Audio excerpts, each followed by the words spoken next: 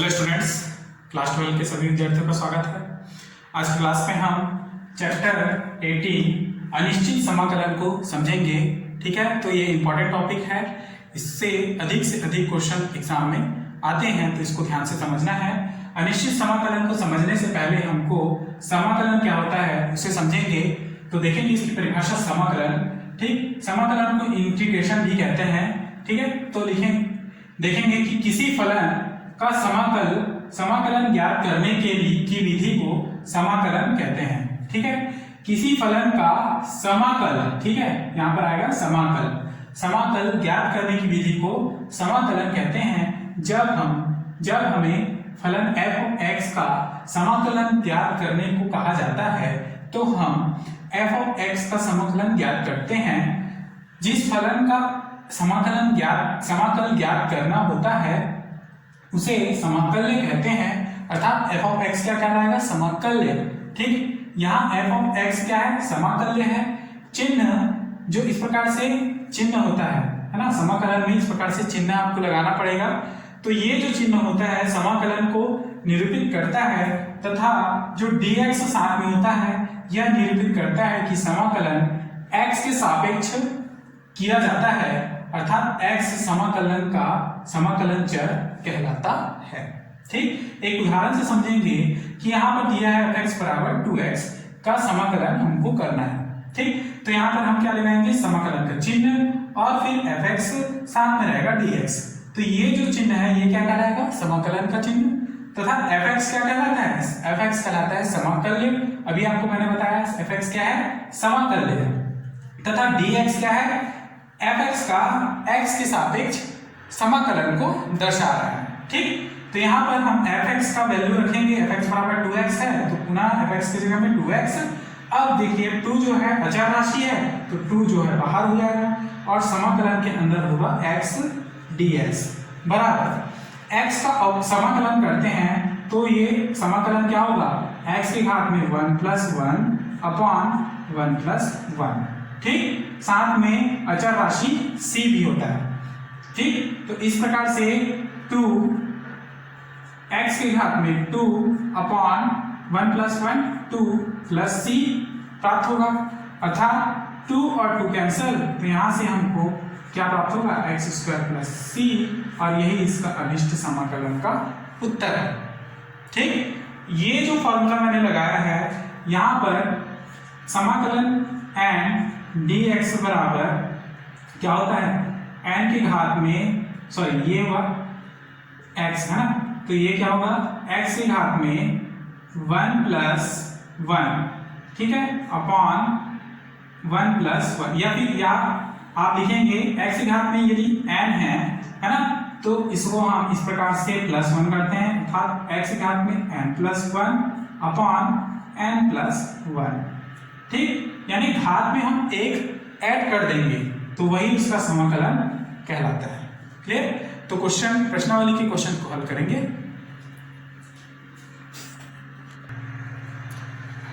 अगला टॉपिक है अनिश्चित समाकलन। अनिश्चित समाकलन का अर्थ होता है कि जब हम समाकलन करते हैं तो उसका कोई निश्चित मान नहीं होता है। ठीक, वो अनिश्चित होता है, ऐसे समाकलन अनिश्चित समाकलन है। ये सामान्य शब्दों में मैंने आपको बताया। एक परिभाषा के तौर पर यदि देखें, यदि c एक स्वेच्छ अचर है तो इसका अवकलन d/dx f(x) + c बराबर क्या? f(x), जहां dc/dx बराबर क्या? 0 होता है। तो समाकलन f(x) dx बराबर क्या? कैपिटल F(x) + c प्राप्त होगा। अतः किसी फलन का समाकल अद्वितीय नहीं होता है। c को विभिन्न मान देने पर हमें f(x) के विभिन्न समाकल प्राप्त होते हैं। यही कारण है कि f(x) + c f(x) का व्यापक समाकल या अनिश्चित समाकलन कहलाता है। क्या?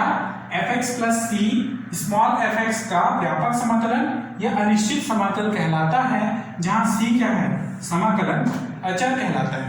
क्लियर? तो ये अनिश्चित समाकलन की परिभाषा है, इसको आपको नोट करना है। अब हम इसके प्रश्नों को समझेंगे। उसके पहले आप ये चीज समझेंगे कि इस प्रकार से कोई समाकलन f(x) dx जो दिया हुआ है तो यहां पर जो ये समाकलन चिन्ह कहलाता है,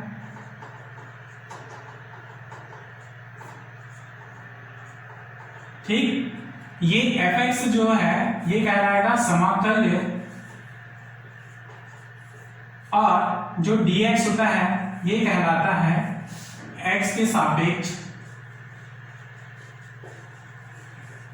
f ऑफ x का समाकलन, ठीक। तो इन बातों का आपको ध्यान रखना है। अब हम क्वेश्चन को समझेंगे।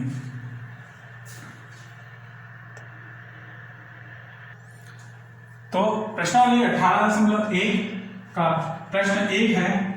यहाँ पर पहला प्रश्न दिया है कि समाकलन को ज्ञात कीजिए। तो दिया है समाकलन x⁴ dx। तो इसको हम समाकलन करेंगे, तो इसके लिए क्या करना होगा, x⁴ है ना, चूंकि हमको पता है समाकलन x⁴ n बराबर क्या होता है, x⁴n + 1 बटे n+1। तो इसी प्रकार से हम यहाँ पर भी रखेंगे x⁴ 4+1 अपॉन 4+1 प्लस साथ में c भी रहता है, जो कि c क्या है, अचर राशि है, ठीक। तो आगे इसके देखेंगे तो x⁴ 5 बटे 5 प्लस c, और यही इसका अभिष्ट उत्तर है, ठीक। नेक्स्ट क्वेश्चन को देखेंगे, क्वेश्चन नंबर 3, ठीक। यहाँ पर दिया है समाकलन 1/x⁴ 3/2 dx, ठीक। तो इसे आप हल करें, तो इसके लिए हमको सबसे पहले इसे हल करना होगा, यानी x⁴ 3/2 को ऊपर लेके जाएंगे, तो ये होगा x⁴ 3/2 dx, ठीक। अब इसे आप समाकलन करें तो x⁴n+1 अर्थात x⁴ -3/2 + 1 अपॉन -3/2 + 1, ठीक। आगे इसे हल करेंगे तो ये होगा प्लस c भी रहेगा साथ में, तो x⁴ 2 एकम 2, 3 में से 2 को घटाएंगे तो -1/2, और नीचे भी -1/2, ठीक है, प्लस c। यहां से x⁴ 1/2 को हम नीचे लेके जाएं तो यहाँ पे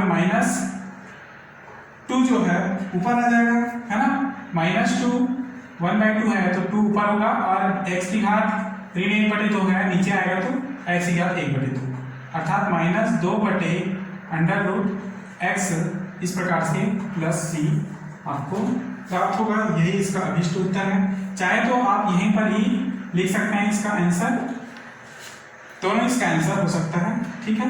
नेक्स्ट क्वेश्चन नंबर 6 को देखें। यहाँ पर दिया है समाकलन e के पावर में log √x अपॉन, ठीक है। इससे पहले हम क्वेश्चन नंबर 5 को देखते हैं। क्वेश्चन नंबर 5 में दिया है कि समाकलन a की घात में 3 log a x, ठीक। तो यहां पर देखेंगे कि ये log के सामने 3 है, तो log के सामने 3 होने पर इस प्रकार से सामने में कोई भी संख्या हो तो वो जो है log का जो मान होता है उसका उसके ऊपर चले जाता है, अर्थात इसे हम इस प्रकार से लिखेंगे a की घात log x की घात में क्या हो जाएगा 3, ठीक। अब हम इस पे समाकलन करेंगे तो ये जो है x⁴ 3 ही समाकलित होगा, ठीक है। यहां से x⁴ 3 बराबर क्या होगा, x⁴ 3 + 1 अपॉन 3 + 1 प्लस c बराबर x⁴ 4 अपॉन 4 प्लस c, और यही इसका अभिष्ट उत्तर होगा। क्लियर। अब हम क्वेश्चन नंबर 6 को समझेंगे।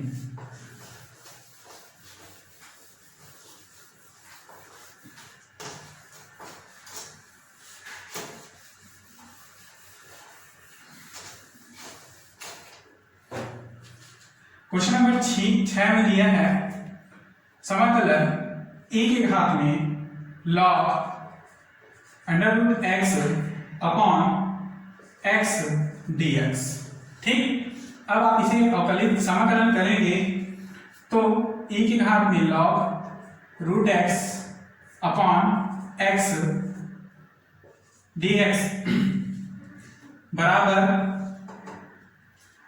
रूट एक्स है ना, e की घात में log root x upon x. तो यहां पर मैंने आपको बताया था जो log के सामने मान होगा है ना, उसको हम समाकलन करेंगे, अर्थात root x upon x dx। Root x upon x को इस प्रकार से लिखेंगे, देखिए सबसे पहले इसको हम हर अंश का परिमेयकरण करेंगे तो x upon root x into root x upon x root x dx प्राप्त होगा।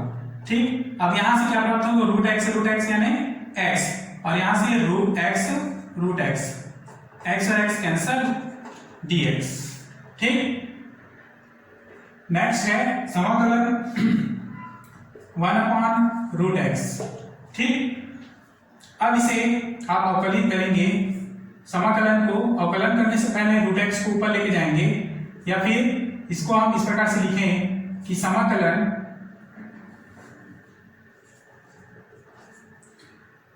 रूट एक्स ऊपर जाएगा यानी 1/x की घात में 1/2, ठीक है, और 1/x की घात 1/2 को हम ऊपर लेके जाएं तो x की घात ऋण 1/2।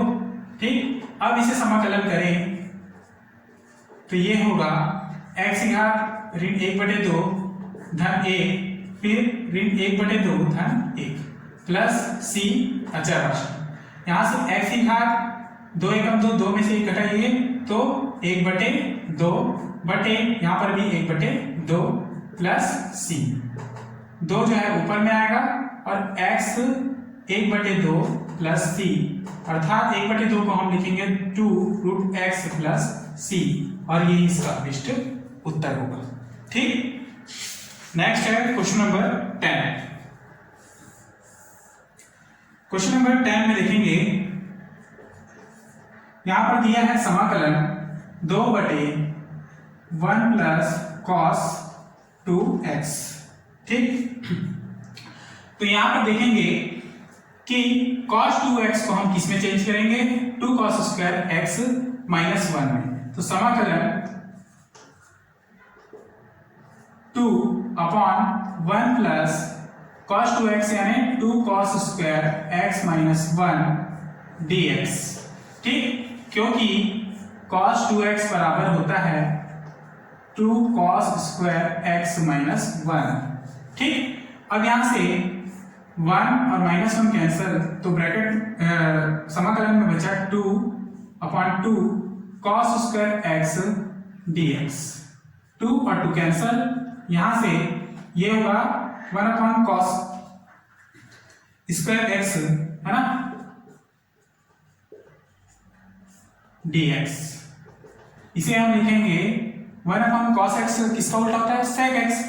यदि स्क्वायर है तो यहां पर क्या होगा, sec स्क्वायर x dx। अब sec स्क्वायर x का समाकलन आप करते हैं तो ये होगा 10x, ठीक, प्लस c भी साथ में होगा, और यही इसका अभिष्ट उत्तर होता है। चूंकि समाकलन sec स्क्वायर x dx बराबर क्या, 10x। क्लियर, तो ये रहा क्वेश्चन नंबर 10 का उत्तर। अगला क्वेश्चन है क्वेश्चन नंबर 14।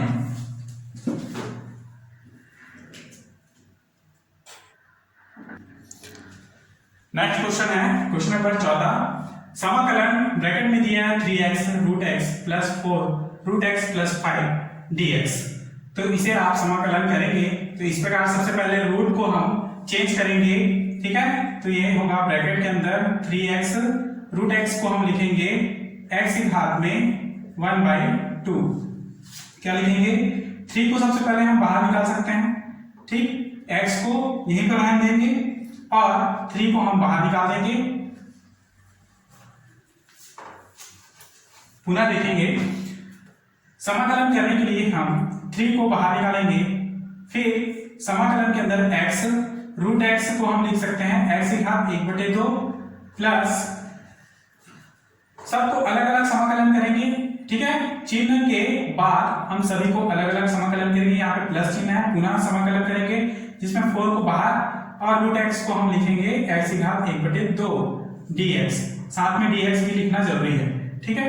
प्लस 5 को समाकलन करेंगे तो ये अचर राशि बाहर निकलेगा और यहाँ पर केवल 1 बचेगा और dx, ठीक। अब देखिए 3x की घात में क्या है, 1 है, कुछ नहीं है, तो 1 प्लस 1/2 क्या हो जाएंगे, 1 x की घात में 3/2, ठीक।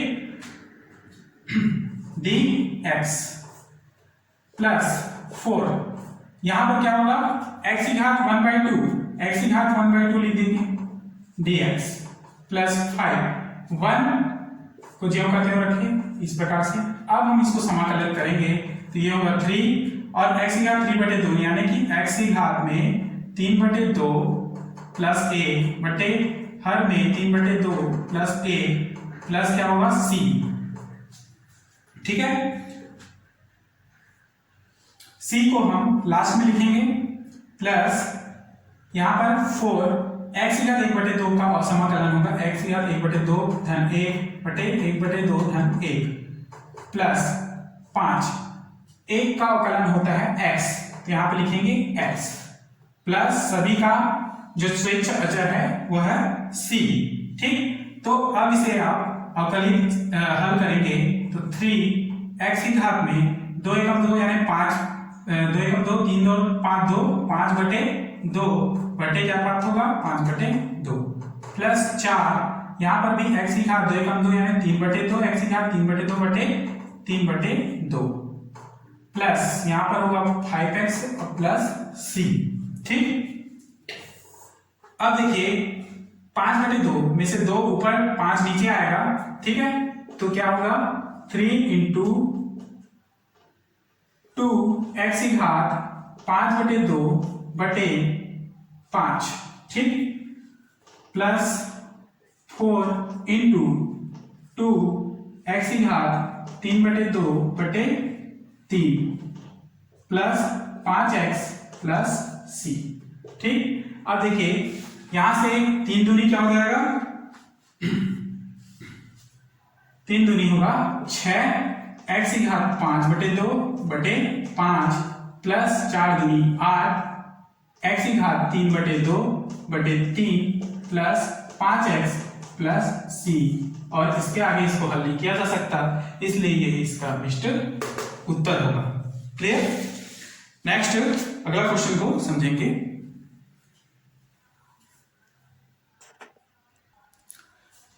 क्वेश्चन नंबर 21 को देखें तो यहां पर दिया है समाकलन sin x plus cos x dx, ठीक है। तो एक सिंपल क्वेश्चन है, आपको क्या करना है, इनको अलग अलग समाकलित करना है, जैसे समाकलन sin x dx प्लस समाकलन cos x dx, ठीक। sin x का समाकलन करते हैं तो हमें cos x मिलेगा, ठीक है।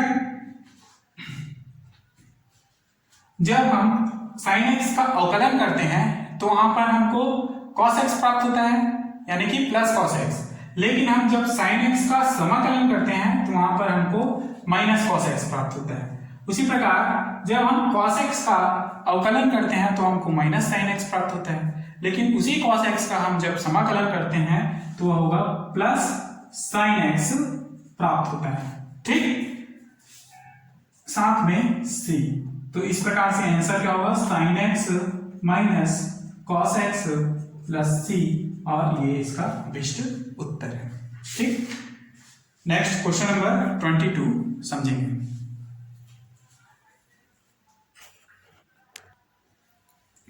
अगला क्वेश्चन है क्वेश्चन नंबर 22, समाकलन 1 minus sin x upon cos square x dx, ठीक है। तो दिया है हमारे पास 1 minus sin x upon cos square x dx, ठीक। इसे हम इस प्रकार से लिख सकते हैं 1 upon cos square x minus dx, फिर minus sin x upon cos square x dx, ठीक। अब देखिए इसको आप लिखेंगे 1 बाई cos स्क्वायर x यानी कि sec स्क्वायर x से लिख सकते हैं dx, minus cos square x को हम दो बार तोड़ सकते हैं, यानी sine x upon cos x into cos x dx। Clear? इसका मान आपको यहाँ पर दर्शाना है कि 1 बाई सेक स्क्वायर एक्स बराबर क्या, कॉस स्क्वायर एक्स, तथा साइन एक्स बटे कॉस एक्स बराबर क्या होता है, टेन एक्स। ठीक, यहां पर हम इसे लिखेंगे sec square x dx minus इसे हम लिखेंगे टेन एक्स अपॉन, देखिए साइन बटे कॉस, ये होगा टेन एक्स, और जो 1 बाई कॉस एक्स है ना, इसके बटे में कॉस एक्स dx। ठीक, अब देखिए ये होगा sec square x dx plus sorry minus tan x, 1 by cos x को ऊपर लेके जाएं तो ये होगा सेक एक्स, तो tan x sec x dx। अब इसे हम अवकलित करें तो सेक स्क्वायर एक्स का अवकलन समाकलन करना है, तो सेक स्क्वायर एक्स का समाकलन होगा टेन एक्स।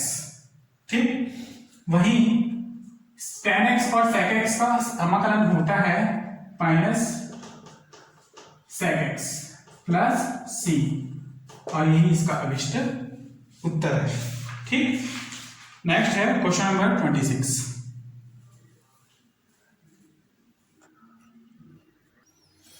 अगला क्वेश्चन है क्वेश्चन नंबर 26। देखेंगे समाकलन sine cube x minus cos cube x upon sine square x cos square x dx को हमको समाकलित करना है। तो यहाँ पर हम इसको अलग अलग समाकलन करेंगे, तो साइन की घात 3x बटे sine square x into cos square x minus sorry dx, फिर माइनस फिर कॉस की घात 3x upon sine square x into cos square x dx लिख सकते हैं।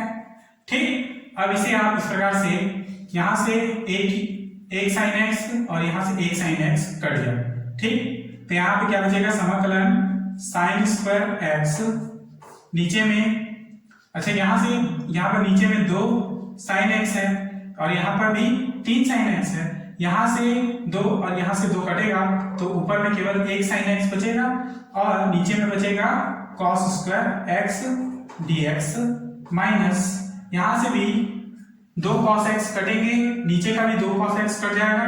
ठीक, ऊपर में बचेगा कॉस एक्स बटे sine square x dx। Clear?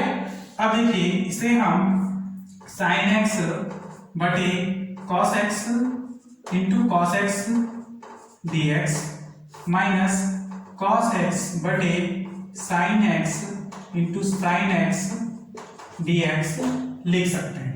ठीक, अब यहां से साइन एक्स बटे कॉस एक्स का मान होता है टेन एक्स, और ये जो है एक के बटे में कॉस एक्स है, कॉस एक्स को ऊपर लेके जाए तो ये हो जाएगा सेक एक्स dx माइनस उसी प्रकार कॉस एक्स बटे साइन एक्स का मान होता है कॉट एक्स, और 1 अपॉन साइन एक्स का मान होगा cosec x dx।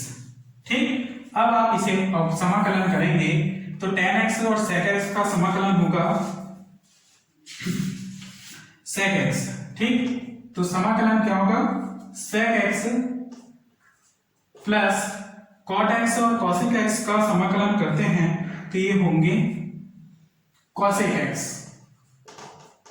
Plus c।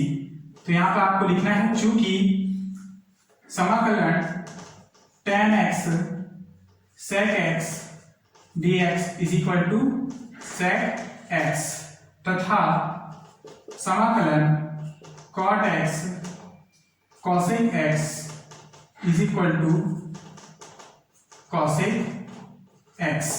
ठीक, तभी आपको पूरा नंबर मिलेगा और यही इसका अभिष्ट उत्तर है।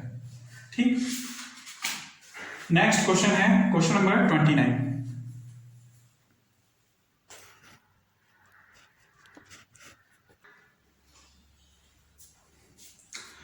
माफ कीजिएगा, समय के अभाव के कारण क्लास यहीं पर समाप्त करना पड़ रहा है। ठीक है, अगले क्लास में हम इसके आगे के क्वेश्चंस को भी हल करेंगे और इसके नेक्स्ट प्रश्नावली को और टॉपिक्स को भी समझेंगे। ठीक है, तब तक आप यहाँ तक अपना नोट्स तैयार करके रखेंगे। ठीक, तो व्हाट्सएप के माध्यम से जितने भी एमपी क्वेश्चंस हैं उनको मैं सेंड कर दूंगा और उसको आपको बनाना है। क्लास यहीं पर समाप्त करते हैं। धन्यवाद।